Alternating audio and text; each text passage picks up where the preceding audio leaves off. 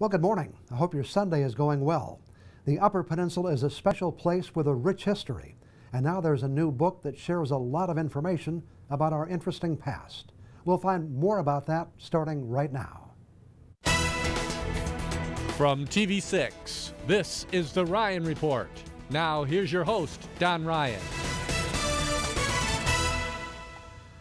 Well, Russell Nanaki was born in San Francisco, but probably knows more about the history of Upper Michigan than anyone. That's because he joined the faculty at Northern Michigan University in 1969 and subsequently began to focus on regional history, including developing one of the first courses on the history of Native Americans. He's now retired from teaching, but has served as the university historian and director of the Center for Upper Peninsula Studies.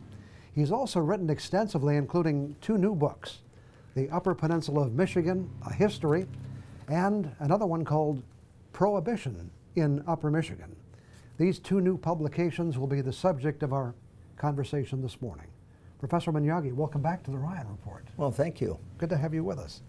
I can tell you at the outset that, I've gone through your books, made hundreds of notes. We can only whet people's appetite because there's no way in the time we have to cover all the things you talked about. To me, just the process of writing books like this must be very time-consuming. How do you go about it? Well, you start out by getting the idea, and so I came up with the idea of doing a history of the Upper Peninsula, and not just the state of Michigan, but focusing on the region. And then the other part of it is that there isn't a lot of ready information. You go to archives, you use archival and library resources, but you have to dig, and you have to just keep digging and keep coming up with ideas.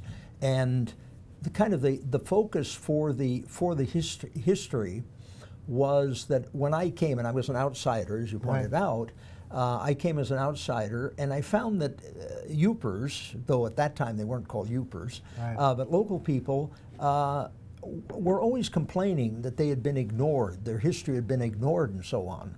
And I began to look at it and I thought, well, I came from San Francisco, which is at the other end of the country. Right.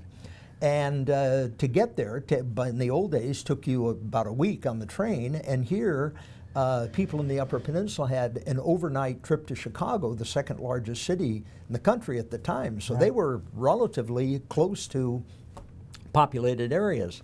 And that kind of caught my attention, and then I started looking at the history, and as an outsider, I was doing some basic study, and I began to see that every phase of Upper Peninsula history tied in with the history of the country.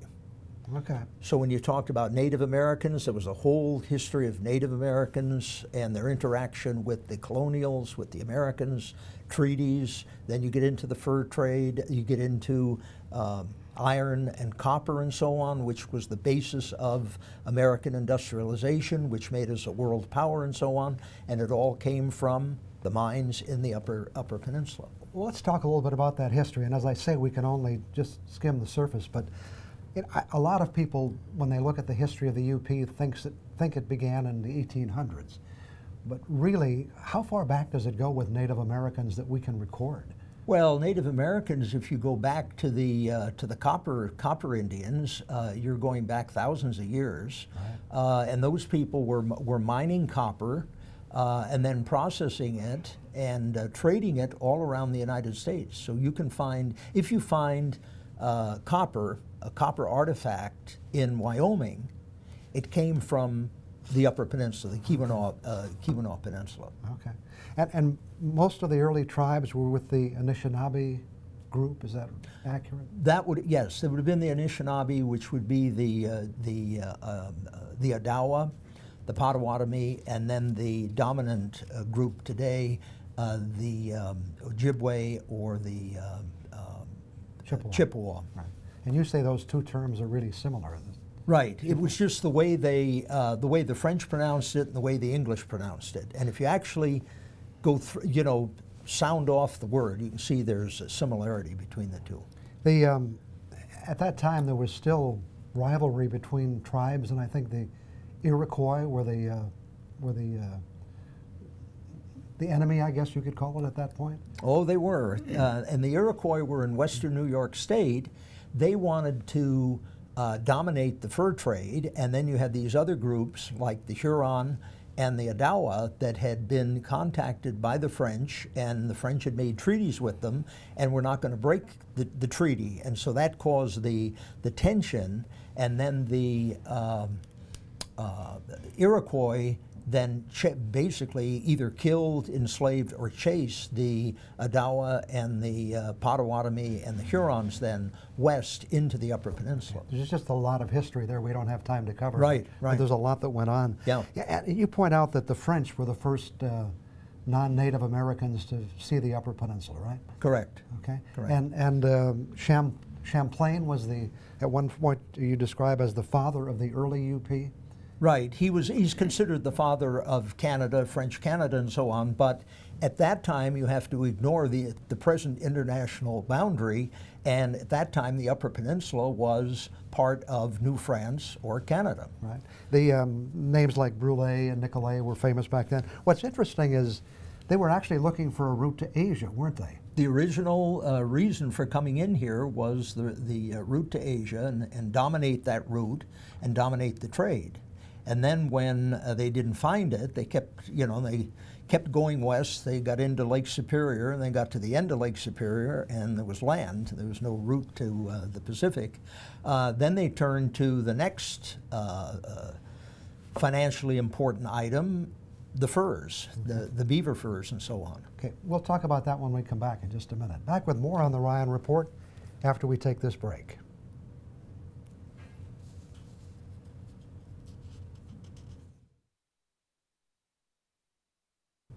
Our guest this morning is UP historian and author Russell Nanaki.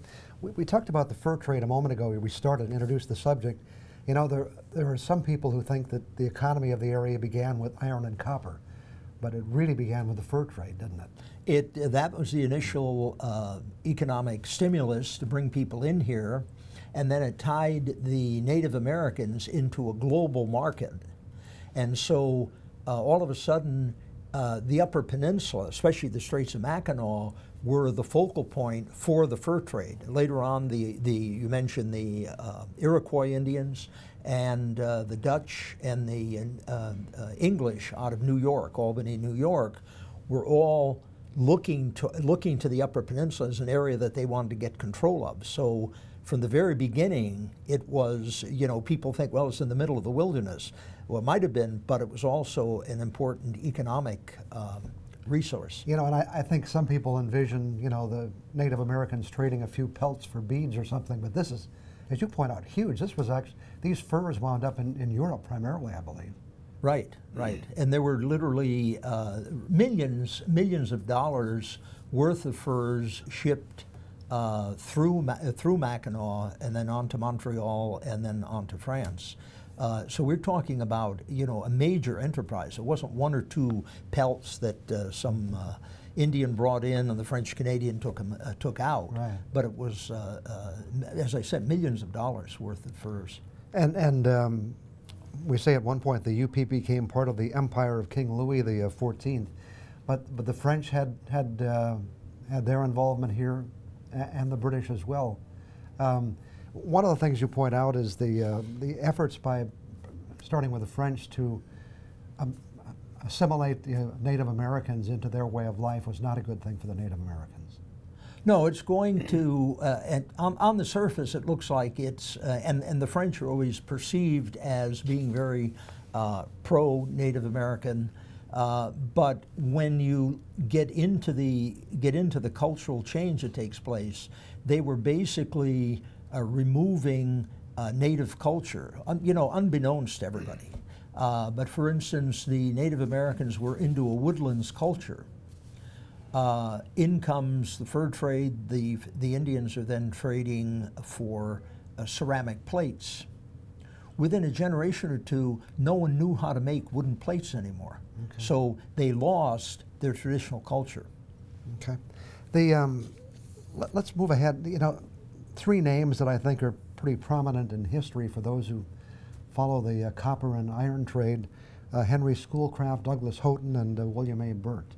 talk a little about the contribution those men made to the early history of this area. Okay, well, Douglas Houghton comes as a scientist at the time. He was a young fellow, comes up here, and then it becomes the first state geologist for the state of Michigan. And he was in charge of surveying the entire state. And he had a staff that worked on the southern part of Michigan, and then he came up to the Upper Peninsula and then identified the copper deposits and so on, and really got the word out, but warned people, be careful. You know, it's not just going to the Upper Peninsula and rooting around for pieces of copper, but there's financial gain and loss involved. And then at about the same time, you had Henry Schoolcraft, who really becomes I call him Mr. Upper Peninsula. He becomes, because of his wife's connection with Native American culture and so on, he becomes enmeshed in Native culture, which is somewhat controversial. He passed on many Indian tales that went into Longfellow's Song of Hiawatha, and does a great deal to promote the Upper Peninsula and preserve the culture and so on. Helps create the Michigan State Historical Society in 1828, but was very, very active. And he was Indian agent and ethnographer and so on. So he plays a very important role in the early days. And then William Burt was the surveyor that is, well, he was Doug Houghton's counterpart. Okay. And then Burt is going to come up to the Negaunee area and finds his compass spinning out of control because of the iron. Right. And he had invented a solar compass that used the sun and not the magnetic field, and he then identified the Iron Mountain that was up in Negaunee, and then that starts then the whole. And then soon after, they also found the other iron ranges, Menominee and Gogebic. Right. But those were the kind of the three early promoters of the UP. And there's just so much history of both copper and iron ore and the role it played and continues to play to some extent. We'll jump ahead with some more questions on Prohibition and some other things after we take.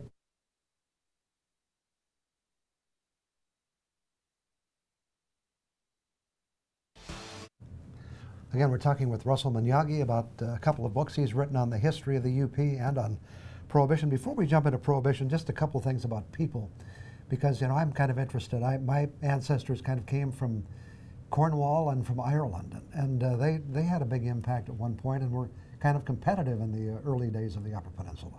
Well, they were the four groups that came were the Irish and the Cornish, French Canadians and English. Right. But the Irish and the Cornish were at odds with each other because they were vying for jobs. The Cornish had more of a knowledge of mining, but they all spoke English, so they didn't have a linguistic impediment there. That was an advantage. Right, yeah. Right. But they would get into some terrific brawls. Really? Well, let's talk about Prohibition. One thing I learned from your book is that those who supported Prohibition, it wasn't just a few people that were opposed to drinking. There really were some serious alcohol issues at that time, even starting back with the Native Americans and up until the time Prohibition actually went into effect.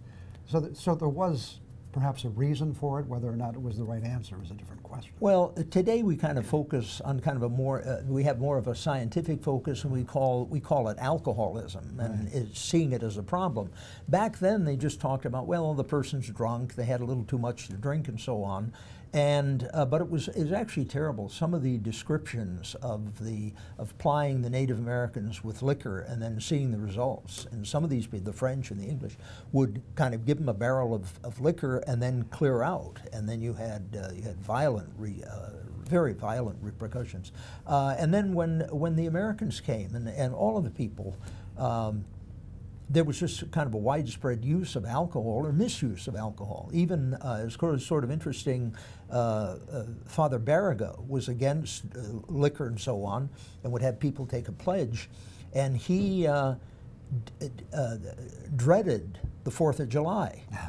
Because he said the 4th of July means we're going to see drunkenness, widespread drunkenness, fighting, and just the whole community or some of the community out of control. So it was a major problem throughout the country and in the Upper Peninsula as well. It arrived in Michigan in 1918, is that correct? May 1918, we had state prohibition went into effect, and then national prohibition comes in about 18 months later in January of 1920. It was kind of fun looking in your book. A couple of things, for example, at Granite Loma, the Kaufman estate, Lewis Kaufman, went out and bought a liquor store to stock his cabinets. Is that right? And then he had, but the cabinets were two his and hers safe, but the safe was a room 10 by 12, 10 by 15. It was a huge room, and he just filled it with the liquor store's supply of hard stuff. You also, there was a story in the book about the UP Firemen's Tournament in Negaunee in 1921, and that city officials suggested the state police should look the other way. And it says the event turned into an orgy. So, but there was a lot of that, wasn't there? Obviously there was booze available, and sometimes it was officers themselves who were involved in producing it. Well, yeah, not so much the officers, but the state police is originally organized 100 years ago in 1917 right. for internal security during World War I. As World War I, we see we're gonna win the war. Along comes state prohibition, and then the state police, who are known as the Michigan State Constabulary, then have to enforce the prohibition law. So they get into a whole other job, right. and that was deadly. And the thing we don't think about it. A lot of times you'll see stories about liquor and rum runners and so on. You don't realize the amount of money that was involved. There were millions of dollars in money to be made around making and shipping liquor. You know, and as you point out in the book, well, Prohibition ended in 1933, but before that happened, millions of tax dollars were lost and millions more was spent on law enforcement related to enforcement of these issues. And that's sort of what brought it to an end. One of the things that brought it to an end was that people asked, even ardent supporters of Prohibition, said, wait a minute, what are we doing here? You know, we're spending all this money for enforcement and it's really not working. Right. And then they wanted to, the Depression hits, and they started, communities and states and so on started to say, wait a minute, we have this tax base sitting out there. And that's what began to get people to rather quickly change their attitude.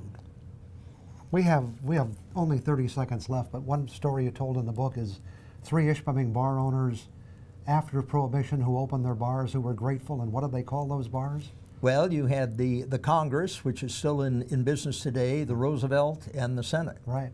And I had never heard that story. I've lived in Ishpeming for many years, and I remember all 3 of those places, and they were somewhat legendary. Yeah. Your books are available in various bookstores. There are some opportunities online as well. Right. They're great books. I hope people pick them up. And thanks so much for coming in and talking to us this morning. Thank you. Okay. Our guest has been Dr. Russell Nanaki. I'll be back with some other thoughts for you in just a moment. You know, technology can do many things today, including telling you how to find a place when you don't know its location. They not only provide maps, but have step-by-step spoken directions. Google Maps has always worked well for me, but not the other day. Let me tell you my tale, but understand at the outset, I truly can't do justice to this story. You had to experience, you had to be there to fully appreciate the frustration that continued to grow as I followed the complex path provided by the seemingly knowledgeable woman's voice who issued the directions. We were on a quick trip downstate and wanted to find the Holiday Inn Express in Novi, where we planned to spend the night. We were getting close to our destination, traveling on a main interstate. It seemed like we were about 10 minutes away. and all we really needed were directions to get off that thoroughfare and to our hotel. So we exited the main highway as the Google Maps voice directed, and that would only be the first of many directions that would take us on a lengthy journey that seemed more like a tour of the rural sections of that part of the state than a path to a major hotel. Endless directions: turn here, turn there, take this roundabout, use that exit. We went through charming residential areas, small commercial districts, and at one point passed so many small lakes, I was certain we had been transported to Minnesota. After 20 minutes, we didn't seem any closer to finding a hotel than when we left the interstate. I say we because my wife was handling the cell phone that was providing the instructions, which were becoming a great source of frustration with each passing moment. At one point, we'd gone through 7 or 8 roundabouts, although in all honesty, one we may have gone through twice because the instructions regarding the correct exit to take were confusing, so that voice on the phone had to circle us back to get us to the right exit. About 25 minutes into this odyssey, I turned to my wife and said, "This is crazy. No major hotel chain is going to locate their establishment in a place where you have to go through this complex process to find it. I know some businessman from Bay City isn't going to go through what we're going through now to stay at a Holiday Inn Express in Novi." I could tell you more, but to bring this story to a close, of course I was right. The voice on the phone eventually got us to that hotel, which was literally located a stone's throw from the interstate that we started on. One simple turn would have gotten us there 25 minutes earlier. Why they took us on this circuitous route is just perplexing. It was like taking us to Negaunee to get from South Marquette to the north side of town. I guess the moral to this story is beware. Google Maps can be very helpful, but if on some occasion it appears to be taking you on a wild goose chase, it may just be. I'll be back in a minute. Before we wrap it up this morning, I want to let you know that we will not be here next week. NBC will be covering the British Open during our time period, so we'll take the week off, something that doesn't happen very often. Keep in mind you can also catch our show, including most of the past episodes, at uppermichigansource.com. That's also a good place to go for the latest news anytime. Thanks to Russell Nanaki for joining us today. If you want to know more about Upper Michigan history, check out one of his new publications about UP history and Prohibition. Both interesting reads available at local bookstores and at Barnes & Noble online. I look forward to seeing you again in 2 weeks. Have a great day.